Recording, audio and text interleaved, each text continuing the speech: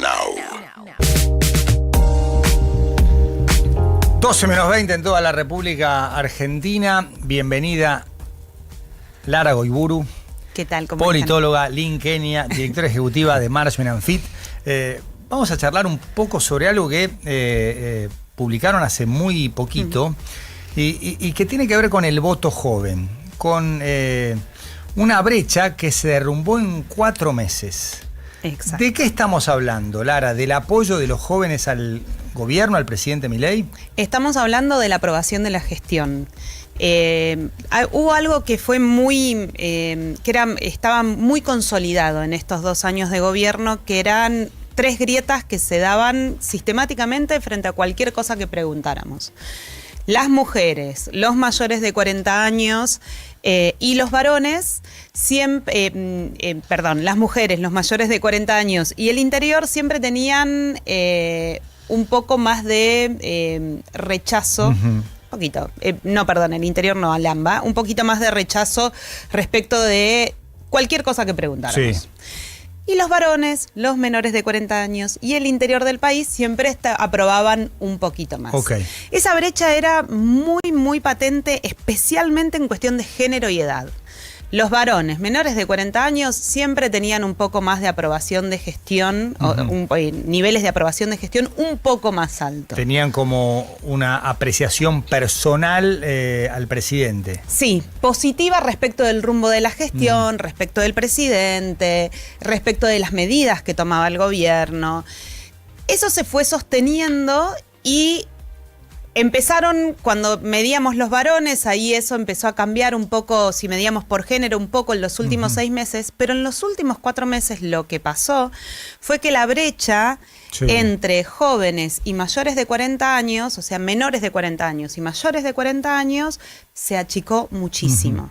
Si había 10 puntos y fue casi sostenido, de hecho llegamos a tener casi 10 puntos de diferencia entre los mayores y los menores de 40 años. O sea, los menores de 40 aprobaban la gestión 10 puntos más arriba que los mayores. Que los mayores de 40 años. Explicaciones para eso tiene que ver muy fundamentalmente con que todos los ajustes pegaron mucho más sobre aquellos que tienen que sostener una familia, que por lo general son los mayores de 40 años, y ahí tiene que ver con todo lo previsional también, ¿no? Todas las medidas que se tomaron en torno al sector de mayores de 40, especialmente jubilados, o discapacidad, quiénes son los que cuidan, o qué edades tienen los que cuidan a los que hay que cuidar. Bueno, la explicación la encontrábamos en ese lado. Y por el otro lado estaban los jóvenes que tenían una mirada como más resistente a hacer el esfuerzo en el presente para tener un mejor futuro. Y había sido también el lugar donde había abrevado el voto mileísta. ¿Sí? Los jóvenes y los varones. Según los datos de Management & Fit, o sea, en febrero del 2026, esa brecha de percepción más 40, menos 40 estaba en 8,6, o sea, bastante marcada. Hace muy poquito. Hace muy poquito, y a partir de marzo, abril entra en picada y hoy está en apenas 0,6 puntos, o sea, prácticamente no hay diferencia.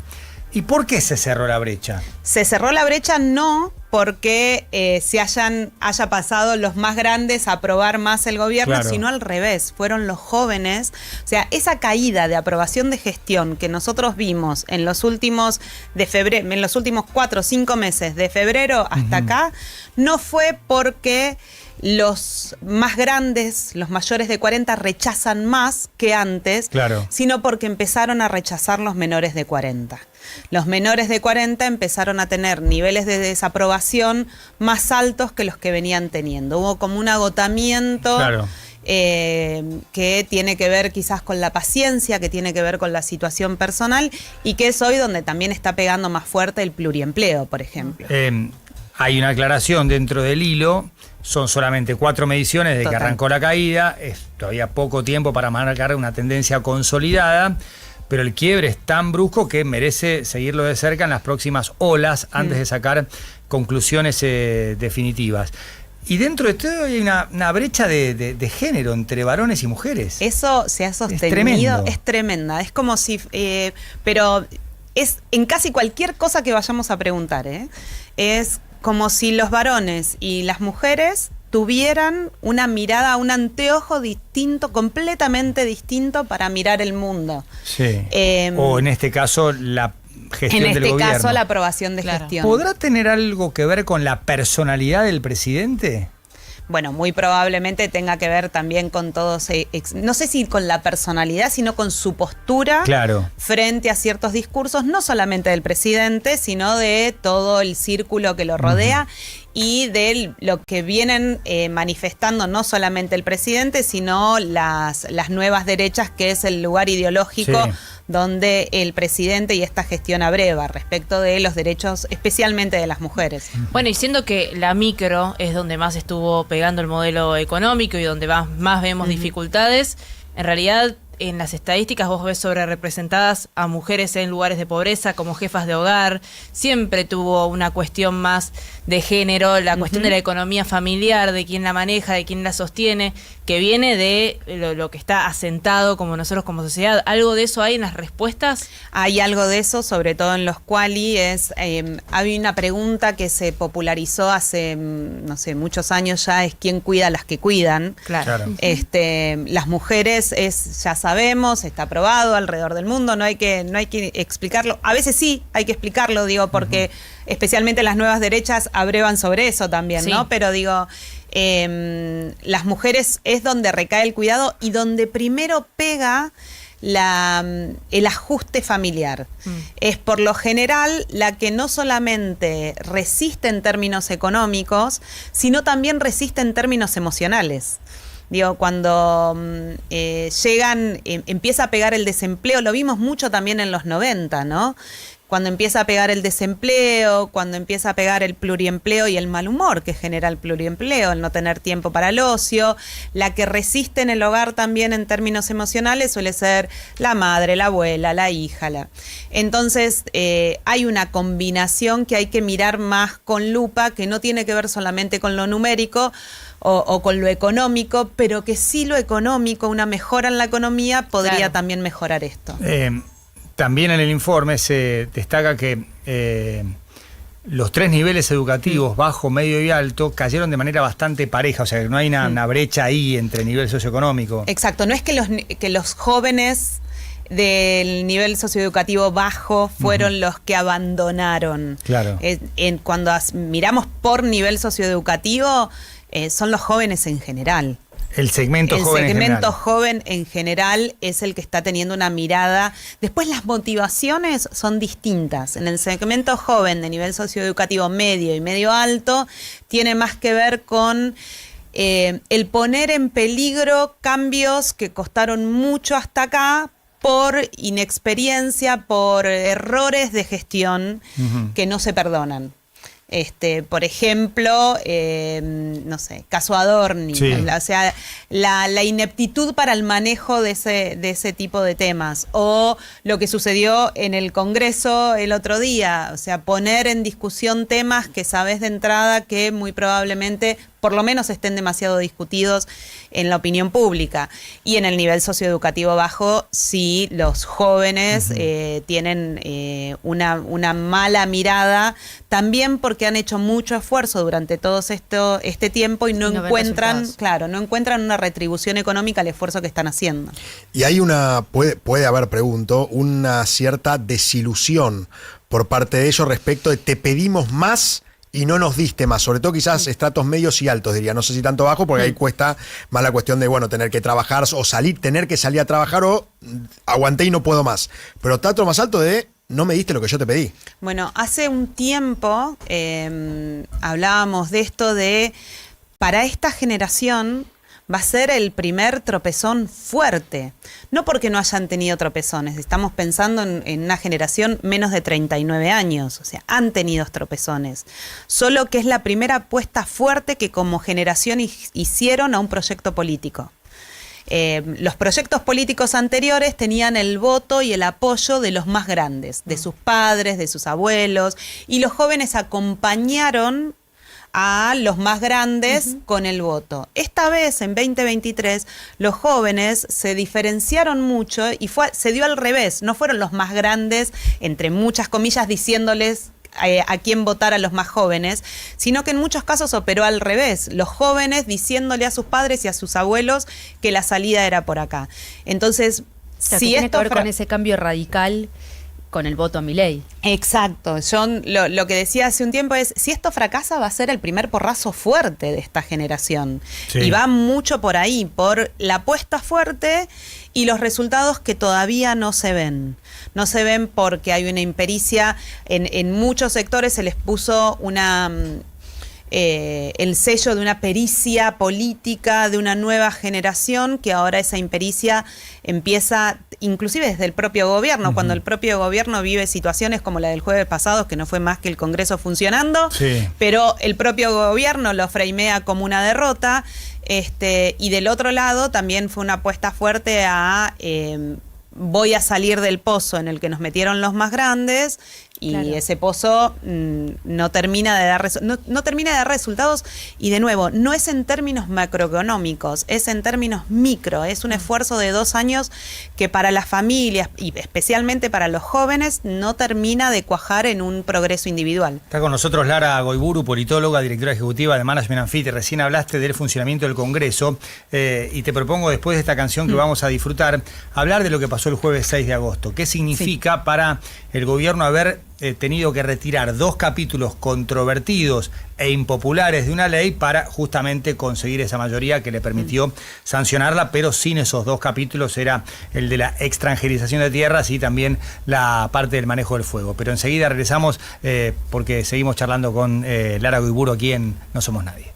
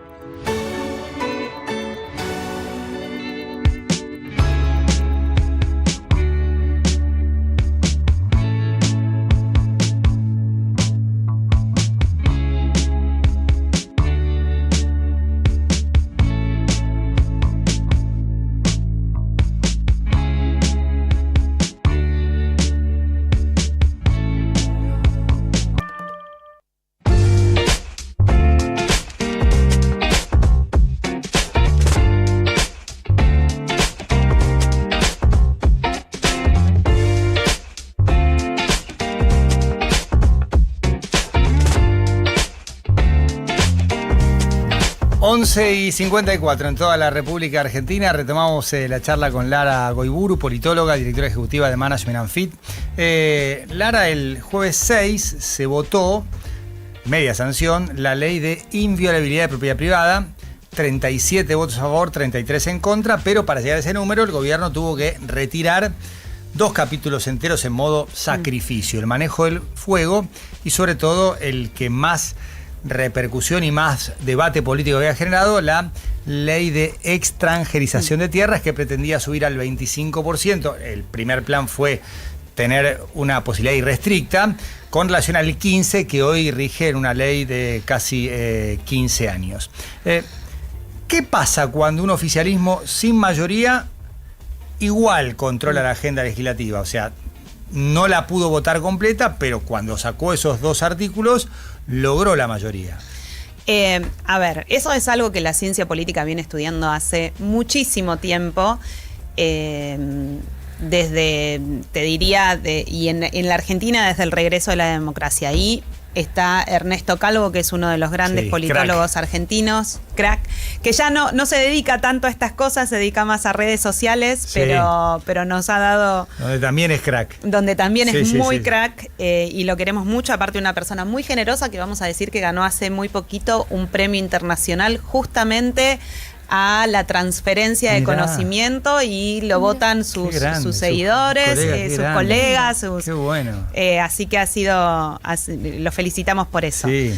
¿Qué es lo que encuentra Ernesto basado en toda una historia de estudio de la ciencia política? Cuando un oficialismo no controla a una mayoría, igual puede gobernar e igual puede pasar leyes. ¿Cómo lo hace? Controlando la Comisión de Labor Parlamentaria, las comisiones legislativas, y de esa manera controlando la agenda. Entonces, no necesariamente un gobierno en minoría no tiene la chance de pasar. De hecho, en el libro de Ernesto, que es un libro muy interesante, que se llama Éxito Legislativo en Congresos Fragmentados, que él lo trabaja comparando Argentina y Uruguay, lo que encuentra es que los oficialismos en minoría también pasan, pero inclusive los oficialismos en mayoría, cuando mandan leyes, no se encuentran con un Congreso sello de goma. Sí, la famosa escribanía que denunciaba la oposición con el kirchnerismo. Exacto, tampoco existe. Ahí Ernesto habla de alrededor de 6 de cada 10 leyes que mandan los ejecutivos, aún en mayoría, son modificadas de alguna manera por el Congreso. El Congreso en estos sistemas, en el sistema presidencial, está para eso. Claro. Está para modificar leyes y para encontrar consensos. ¿Cuál es el problema? El problema es comunicacional. Acá se vendió un todo o nada, muy al estilo del gobierno nacional, y entonces el tener que sacar 2 capítulos que estaban muy resistidos, no solamente por la opinión pública, a la que el Congreso responde y tiene más vías de respuesta y más vías de acceso a las sensaciones de la opinión pública, porque es un órgano plural,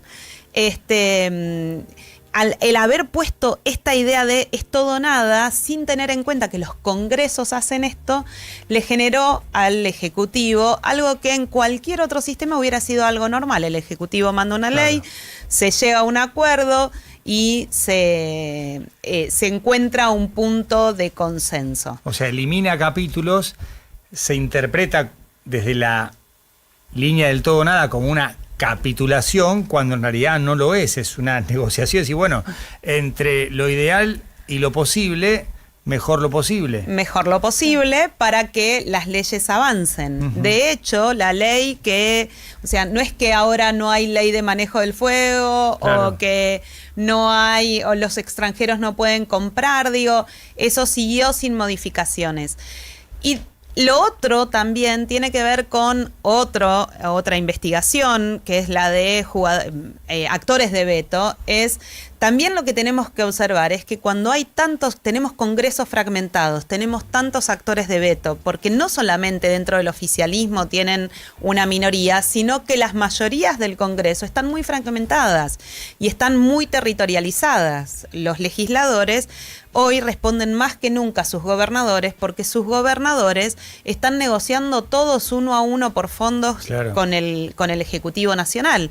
Entonces vos ahí tenés muchos actores de veto para un mismo capítulo, para una misma ley, y aparte la distancia ideológica entre estos actores de veto es muy grande. Es muy difícil hoy, inclusive dentro de las oposiciones, sentar a un legislador del PRO a negociar un capítulo de una ley con un legislador del kirchnerismo, o dentro del peronismo un axelista con un kirchnerista. O sea, como que esas negociaciones se interpretan como contubernio, arreglo, tongo, y más allá de que puede haber algo que se nos escape, tienen que ver con el funcionamiento del sistema democrático. Totalmente. Totalmente. Hay un artículo que escribió hace muchos años Monzó, en La Nación, Emilio Monzó, que se los recomiendo mucho, que se llama Reivindico la rosca. Claro, que hasta hubo remeras. Sí, hasta hubo remeras. Vasos, tazas. Es un artículo que yo doy en mis clases, porque eso es, así funciona un congreso. Los congresos están para proteger que el statu quo no cambie y que cuando cambia sea un cambio consensuado, donde todos los actores ganen algo, donde nadie pierda demasiado. Entonces, cuando vemos esto, en vez de ser un fracaso de la democracia, en realidad es la democracia funcionando como tiene que funcionar. Y más allá del discurso del gobierno del todo nada, gente como Santilli, Patricia Bullrich, Ritondo, más allá de que Ritondo es más pro que La Libertad Avanza, entienden mucho de esto y el gobierno los pone a negociar. Exacto. Más allá de lo que diga, lo que se discuta en redes y la lluvia de arrobas, que es otro plano.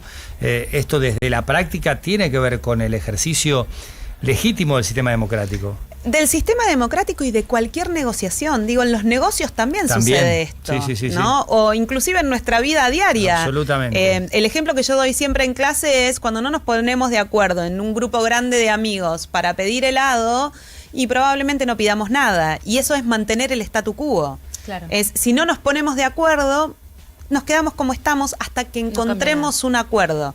Porque si no tenemos estas vías democráticas de negociación, la otra opción es el conflicto. La otra opción es la violencia. La democracia está para eso, para evitar la violencia. ¿Cómo se evita la violencia? Manteniendo el statu quo hasta que encontremos un acuerdo. Y si no, habrá que sacar las cosas que generan desacuerdo, seguir negociando y más adelante tomar decisiones. En tiempos de redes sociales, donde todo tiene que ser tan rápido, donde todo parece que es a todo nada, donde si no se decidió hoy, entonces quiere decir que nunca el peor más. de la historia, Claro, no hay el negociación. crack, el burro irrecuperable, no. Hay violencia. Claro, hay violencia. Después, las instituciones funcionan y funcionan de esta manera. Quizás el problema sea cómo la propia política framea o muestra estas cosas a la sociedad. Cuando la propia política muestra estas cosas a la sociedad como catastróficas... Sí, los medios también, ¿eh? Y los medios también. Derrota del oficialismo. Tuvo que sacar 2 capítulos para que la ley se vote. Y en realidad el éxito es que se haya votado la ley. Es más allá más, de lo que piense uno respecto de los capítulos en particular y la ley en general. Exacto, y Sí. es más, ese título hoy pone, porque recordemos que tenemos muchas compuertas, esto que Ernesto llama gatekeeping, muchas compuertas hasta llegar a una decisión. Un proyecto entra por mesa de entradas, inclusive el proyecto del Ejecutivo, va a comisiones, se discute, las comisiones tienen un dictamen, el dictamen pasa al Pleno, en el Pleno se discute, pasa a la otra Cámara. El titular de al día siguiente, derrota del oficialismo, hace que después la discusión en esa otra Cámara, ahora en Cámara de Diputados, sea mucho más difícil, porque nadie quiere ser hijo de la derrota y los que ganaron, entre comillas, logrando que se quiten esos 2 artículos, quieren ser los que den la estocada del final. Entonces lo más probable es que eso genere una parálisis y no se discuta nada, ni siquiera lo que se logró aprobar en Senado. Y eso sí es un problema.